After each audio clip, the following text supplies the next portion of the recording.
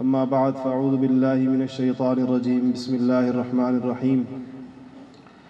قال الله سبحانه وتعالى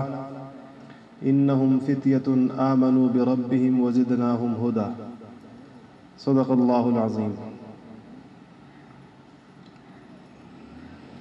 عزیزان گرامی، میرے بہت ہی محترم بزرگوں اور دوستوں، چونکہ ہم نے آج ایک مخصوص موضوع پر گفتگو کرنی ہے کہ پاکستان کے موجودہ حالات اور نوجوانوں کا مستقبل۔ دیکھیے، ہر انسان، ہر زیرو اپنی عمر کے 3 مراحل سے گزرتا ہے۔ اس کی عمر کو 3 مرحلوں میں تقسیم کیا جا سکتا ہے۔ ایک یہ عمر ہے جو ان بچوں کی ہے جو میرے سامنے بیٹھے ہوئے ہیں، یہ عمر کا پہلا مرحلہ ہے، اور اس عمر کے اس مرحلے کو اس کی لکھت پڑھت کی قید سے، اس کے حساب کتاب کی قید سے، اس سے پوچھنے اور مواخذہ کرنے کی قید سے اس کو آزاد کر دیا گیا کہ چھوٹے بچوں کا مواخذہ نہیں ہوگا، ان سے پوچھ نہیں ہوگی، ان کی پکڑ نہیں ہوگی، ان کو سزا نہیں ملے گی۔ عمر کا یہ حصہ پروان چڑھنے کے لیے ہے، یہ نشو و نما پانے کے لیے ہے، یہ حصہ گویا بڑا ہونے کے لیے۔ پھر ایک دوسرا حصہ آتا ہے عمر کا، جہاں پر انسان ہماری اصطلاح میں بالغ ہو جاتا ہے، اور اس کے بعد سے اس کا حساب کتاب شروع ہو جاتا ہے۔ اس عمر کے اس مرحلے میں اس کی قوتیں بھی اپنے پورے جوبن پر ہوتی ہیں، اس کے جذبے بھی بڑے اونچے ہوتے ہیں، اس کے جسم کی نشو و نما بھی اپنے تکمیل کو، اپنے انتہا کو پہنچ چکی ہوتی ہے۔ اس کی تمام جتنی صلاحیتیں ہیں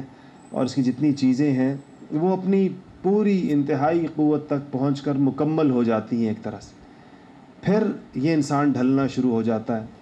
اور قرآن پاک نے عمر کے اس حصے کو ارذل العمر سے تعبیر کیا ہے کہ عمر کا وہ حصہ شروع ہو جاتا ہے کہ جب گویا، اور کہا کہ اس کے بعد ایک ایسا حصہ شروع ہوتا ہے کہ جو کچھ اس نے سمجھا ہوتا ہے، جو کچھ اس نے جانا ہوتا ہے، جو کچھ اس نے پڑھا ہوتا ہے، پھر اس کے فراموش کر دینے کا وقت آ جاتا ہے، جو بڑھاپے کا ایک وقت آتا ہے جس میں دوبارہ سے اس کے اعضاء پر کہولت طاری ہو جاتی ہے، دوبارہ سے اس کے جسم پہ شکست و ریخ کے اثرات مرتب ہوتے رہتے ہیں۔ آپ نے کبھی ایک چیز غور کی ہوگی کہ اگر کسی بچے کو چوٹ لگ جائے، جو بچوں کو لگتی رہتی ہے روزمرہ، گرتے بھی رہتے ہیں، کبھی کبھار ہڈیاں بھی ٹوٹتی رہتی ہیں، بچے اتنی جلدی ان کے زخم مندمل کیوں ہوتے ہیں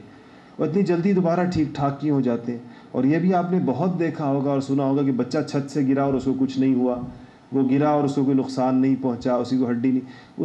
اس کی نسبت بڑی عمر کے بوڑھے لوگ اگر غسل خانے میں بھی پھسل جائیں تو بعض اوقات موت واقع ہو جاتی ہے، نہیں تو 1-2 ہڈیاں تو ضرور ٹوٹ جاتی ہیں۔ عام سننے میں آتا ہے کولے کی ہڈی ٹوٹ گئی، کوئی اور ہڈی ٹوٹ گئی، چھوٹی سی ایک سیڑھی، آپ نے یہ بھی سنا ہوگا، یہ جو صرف 1 فٹ کی یا 6 انچ کی جو سیڑھی ہوتی ہے، اس سے پاؤں ذرا پھسلا اور 1-2 ہڈیاں ٹوٹ گئیں، تو اس سے پتہ یہ چلتا اگر بچوں کی ہڈیاں اس طرح ٹوٹنے لگ جائیں جیسے بوڑھوں کی جس طرح گرنے سے ٹوٹتی ہیں، تو شاید کوئی بچہ دنیا کے اندر صحیح سالم نہ بچے، کیونکہ بچے دن میں 100 دفعہ گرتے ہیں۔ اس سے پتہ چلتا ہے جو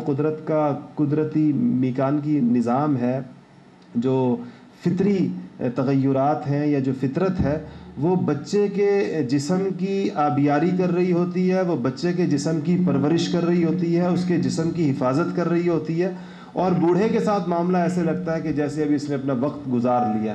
اور اب مزید فطرت یا قدرت اس کو کوئی زیادہ لمبی چوڑی صحت کے اعتبار سے مہلت دینے کے لیے تیار معلوم نہیں ہوتی۔ یہ زندگی کی جو 3 ادوار ہیں، ان میں سے جو سب سے بہترین دور ہے، جو سب سے اچھا دور ہے، جس میں شاید انسان کچھ کر سکتا ہے، اور تاریخ انسانی اس پر گواہ ہے کہ دنیا میں جتنی تبدیلیاں آئی ہیں، جتنے انقلابات آئے ہیں، جتنے بڑے بڑے کام ہوئے ہیں، یہ اسی لوگوں کی محنت کا نتیجہ ہے جن کو ہم نوجوان کہتے ہیں۔ حضور اکرم صلی اللہ علیہ وسلم کی دعوت پر لبیک کہنے والے سارے کے سارے نوجوان تھے۔ آپ کی جانب سے مختلف موقعوں پر امیر بنائے جانے والے اکثر نوجوان تھے۔ پوری دنیا پر اسلام کا پرچم لہرانے والے اکثر نوجوان تھے۔ اسی طرح علم و دانش کی دنیا میں جن لوگوں نے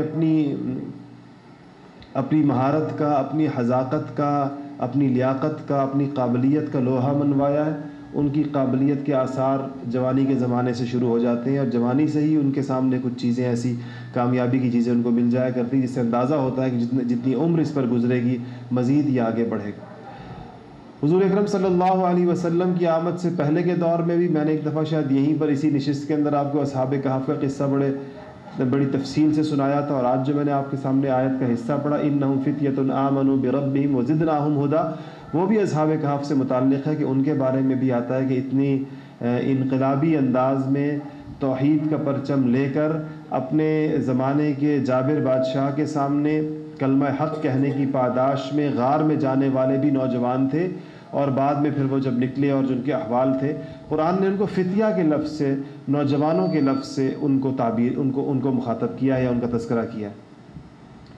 تو کہنے کا مقصد یہ کہ عمر کا سب سے بہترین حصہ ہے، اسی لیے احادیث کے اندر آتا ہے کہ انسان سے جن چیزوں کا سوال ہوگا ان میں سے ایک سوال جوانی کے بارے میں ہے، کہ جوانی کو کہاں پر کھپایا، جوانی کو کہاں پر لگایا۔ اور اسی طرح یہ بھی آتا ہے جو فضائل جہاں تک نوجوانوں کے آتے ہیں، تو جن لوگوں کو عرش کے سائے کے نیچے جگہ دی جائے گی اس کے اندر اس نوجوان کو کہا گیا ہے کہ جس کو برائی کی جانب بلایا جائے اور وہ اللہ کہے کہ نہیں میں اللہ تعالیٰ سے ڈرتا ہوں، اور اس برائی کی دعوت کے اوپر وہ کوئی مثبت جواب نہ دے، اس کا ذکر خصوصیت کے ساتھ کیا گیا ہے کہ ایسے لوگ عرش کے سائے کے نیچے ہوں۔ ایک حدیث شریف میں حضور اکرم صلی اللہ علیہ وسلم نے فرمایا، جس کا مفہوم ہے کہ لوگ یقیناً ایسے گناہ ہوتے ہیں دنیا میں جس کا نتیجہ اللہ کے غضب کو دعوت دینے کا نتیجہ یہ ہونا چاہیے کہ دنیا پر عذاب آ جائے، اللہ تعالیٰ کا غضب دنیا کے اوپر آ جائے عذاب کی شکل کے اندر، مگر چار چیزیں ایسی ہیں جو اللہ تعالیٰ کے غضب کو، جو اس کے غصے کو روک دیتی ہیں۔ ان میں سے ایک فرمایا کہ چھوٹے بچے ہیں، دودھ پیتے بچے، کہ ان کی دنیا میں موجودگی، ان کا دنیا میں ہونا اللہ تعالیٰ کے غصے کو ٹھنڈا کر دیتا ہے۔ دوسرا آتا ہے کہ چرنے والے جانور، یہ جو جانور دنیا میں گھومتے اللہ کی مخلوق ہے، یہ بھی ایک آڑ بن جاتی ہے۔ تیسرا آتا ہے کہ خمیدہ کمر والے بوڑھے، وہ بوڑھے جن کی کمریں جھک جاتی ہیں، اللہ جل جلالہ سفید بالوں سے حیا فرماتے ہیں، اللہ تعالیٰ بڑھاپے کی، خاص طور پر جن کا بڑھاپا اسلام میں گزرا ہو اور پھر وہ بوڑھے ہو جائیں تو اللہ جل جلالہ ان کے بڑھاپے کی رعایت فرماتے ہیں کہ وہ بوڑھے۔ اور چوتھا آتا ہے خشوع و خضوع والے نوجوان، وہ نوجوان جو راتوں کو اٹھتے ہیں، جو راتوں کو روتے ہیں، جو خشوع و خضوع والے ہیں، جن کی عبادتیں خشوع و خضوع والی ہیں، وہ باعث ہیں دنیا میں باوجود گناہوں کے عذاب اگر اس کے لیے مقدر ہو بھی جائے، یا اللہ جل جلالہ کی سنت کے مطابق لوگ سوچیں کہ عذاب آنا چاہیے، تب بھی یہ طبقات کو دیکھ کر عذاب جو ہے وہ ٹل جایا کرتا ہے۔ تو اس طبقے سے، ان حالات کے اندر جس سے ہم اپنی تاریخ کے ایک بڑے ہی بدترین آزمائشی دور سے گزر رہے ہیں، پوری قوم، ہم جو لوگ سفر اسفار زیادہ کرتے ہیں تو زیادہ جانے کا موقع ملتا ہے، لوگوں کو دیکھنے کا موقع ملتا ہے کہ پوری قوم ایک خاص قسم کی مایوسی کے اندر، ہر طرف مایوسی کی باتیں ہو رہی ہیں، ہر کوئی یہ سمجھ رہا ہے کہ بس کوئی ملک کے بارے میں مایوس ہے، کوئی مستقبل کے بارے میں مایوس ہے، کوئی دین کے بارے میں مایوس ہے، اور لوگوں کا خیال یہ ہے کہ سارا نظام جو ہے وہ جا رہا ہے، وہ بالکل ڈہنے والا ہے، گرنے والا ہے۔ ان حالات سے قومیں گزرتی ہیں، اور یہ کوئی پہلی دفعہ کسی قوم پر نہیں آیا، بہت ساری قوموں پر یہ حالات آتے ہیں، اس طرح کی پریشانیاں آتی ہیں۔ اس سے نکلتی قومیں کیسے ہیں، جو اصل ہمارا موضوع ہو اور جس کے اوپر گفتگو ہو، جس پر بات ہو، کہ جب قوموں پر ایسے حالات آ جاتے ہیں تو اس سے نکلتی کیسے، اور وہ بھلائی کی جانب اور کامیابی کی شاہراہ پر ان کا سفر کیسے ہوتا ہے۔ اس کے لیے پہلی بات جو میں نے آپ سے عرض کی کہ تاریخ انسانی اور تاریخ اسلامی دونوں اس بات کی شاہد ہیں کہ ان حالات سے قوم کو نکالتے تو نوجوان، انہی کی ہمت سے، انہی کی طاقت سے، انہی کی صلاحیتوں اور ان کی استعدادوں سے ہی قومیں اپنے بحرانی دور سے اور اپنے آزمائشی دور سے باہر نکلا کرتی ہیں۔ ظاہر بات ہے کہ ایسے موقعوں پر بوڑھوں سے توقع رکھنا کہ وہ آگے بڑھیں گے یا بچوں سے توقع رکھنا ہے تو نادانی، یہ تو کام ہے ہی نوجوانوں کا۔ اب نوجوانوں کو اس نازک مرحلے کے اوپر کن صلاحیتوں سے اور کن مہارتوں سے ان کو لیس ہونا چاہیے، ان کے وہ کون سے ٹولز ہیں، ان کے پاس وہ کون سی چیزیں ہوں گی، وہ آلات کیا ہوں گے جس کے ذریعے سے وہ مشکل حالات سے نبرد آزما ہوں گے، ذاتی زندگی کے اندر بھی اور اجتماعی اور قومی زندگی کے اندر بھی۔ دیکھیے، اگر موجودہ حالات کو دیکھا جائے، داخلی طور پر بھی، خارجی طور پر بھی، انفرادی طور پر بھی، اجتماعی طور پر بھی، ملی اور قومی طور پر بھی، اور معاشرے کے اپنے جو سماجی مسائل ہیں اس کے اعتبار سے، ملک کو درپیش مسائل کے اعتبار سے، تو واقعتاً بڑی پریشانی ہوتی ہے، بڑی گھمبیر صورتحال ہے۔ اہل فکر و نظر جو کہلاتے ہیں وہ پیشن گوئیاں کرتے رہتے ہیں، اور کتنی نامبارک بات ہے کہ اس ملک کی، دنیا کا شاید واحد ملک ہے جس کی عمر کے بارے میں پیشن گوئیاں ہوتی ہیں کہ اس ملک کی 6 مہینے عمر باقی رہ گئی ہے، کوئی کہتا ہے اس کی سال عمر باقی رہ گئی ہے۔ آپ نے آج تک کبھی سنا دنیا میں، آج تک کسی ملک کے بارے میں یہ سنا ہے؟ سری لنکا یا بھوٹان یا مالدیپ جیسے چھوٹے چھوٹے ملکوں کے بارے میں بھی کبھی یہ سنا ہے کوئی یہ کہہ رہا ہو کہ 6 مہینے بعد یہ نہیں رہے گا، یہ سال کے بعد یہ نہیں رہے گا؟ یہ دنیا کا واحد ملک ہے جس کے بارے میں بڑی دریدہ دہنی کے ساتھ یہ تبصرہ کیا جاتا ہے کہ اس کی عمر کے اب 6 مہینے باقی ہیں، کوئی کہتا ہے اس کی عمر کے سال باقی ہے، کوئی کہتا ہے اب یہ ہونے چلا ہے، کوئی کہتا ہے اب یہ ہونے چلا ہے، یہ ہونے چلا ہے۔ آپ سارے اور ہم جتنے لوگ ہیں، اور خاص طور پر حساس لوگ، اس باتوں سے متاثر ہوتے ہیں، اور بظاہر وہ کر کچھ نہیں پاتے، مگر یہ اس کا حل نہیں ہے جو ہم لوگ سمجھتے ہیں۔ ہم یہ سمجھتے ہیں کہ ہمارے ہاتھ میں کچھ نہیں ہے، اور یہ باتیں عام لوگ کہتے بھی ہیں کہ ہمارے ہاتھ میں تو کچھ بھی نہیں ہے، اور ہم اس میں کچھ بھی نہیں کر سکتے، کرے گا تو فلانا کرے گا، کرے گا تو فلانا کرے گا، کرے گا تو حکومت کرے گی، کرے گی تو فوج کرے گی، کرے گی تو ادارے کریں گے، بیوروکریسی کرے گی۔ ایسے نہیں ہوتا میرے عزیزو، یوں نہیں ہوتا کہ اللہ تعالیٰ نے انسانوں کو اتنا بے بس مخلوق پیدا کیا ہے کہ مجموعے کو انسانوں کے، کہ وہ اپنے حالات بدلنے کے بارے میں ان کی خواہش ہو اور وہ اپنے حالات کو بدل نہ سکے۔ اصل مسئلہ یہ کہ حالات بدلنے کے لیے ضرورت کن چیزوں کی ہے، اور کن چیزوں کے ذریعے سے اللہ تعالیٰ کی سنت الہیہ عادت اللہ کیا جاری و ساری ہے کہ کن چیزوں کو اپنایا جائے تو اللہ جل جلالہ حالات کو بدل دیتے ہیں۔ اس سلسلے میں سب سے پہلی جو احساس ذمہ داری ہے وہ انفرادی سطح پر آپ کو پیدا کرنا ہو۔ ہم میں سے ہر شخص کو یہ سوچنا ہوگا کہ مجھے ان حالات کے بدلنے کے لیے اپنا کردار ادا کرنا ہے، خواہ وہ کتنا چھوٹا کیوں نہ ہو، خواہ وہ کتنے چھوٹے پیمانے سے کیوں نہ ہو، لیکن مجھے وہ کردار ادا کرنا ہے جس کے ذریعے سے ان حالات میں تبدیلی آ سکتی۔ اس کے لیے 3 چیزوں کے اوپر اگر میں بہت ہی مختصر کروں اپنی اس گفتگو کو، تو 3 باتیں یاد رکھیے گا کہ وہ 3 ضروری چیزیں ہیں جس کے بغیر ہم کسی بھی تبدیلی کی توقع اس کے بغیر نہیں رکھ سکتے۔ نہ ہمیں اس کی کوئی مثال ملتی ہے اسلامی معاشروں کے اندر کہ جو لوگ تبدیلی لائے، جو لوگ مصلح بنے، جو ریفارمر بنے، ان کے ہاں یہ 3 صفات بھی نہیں تھیں اور ان میں تبدیلی آ گئی۔ ان 3 میں سے جو پہلی چیز ہے وہ تقوی اور دیانتداری ہے۔ پہلی چیز انہم فتیۃ کہا گیا نا، فتیہ کا مطلب ہے کہ نوجوان، کہ وہ نوجوان تھے۔ ان کی صفت پہلی کیا بیان کی گئی ہے؟ انہم فتیۃ آمنوا بربہم، یعنی وہ نوجوان تھے جو اپنے رب پر ایمان لائے تھے۔ یعنی ایمان اور تقوی والے، اور تقوی کی تعریف بڑی وسیع و عریض ہے، اس کے اندر ساری چیزیں داخل۔ تقوی اور دیانتداری،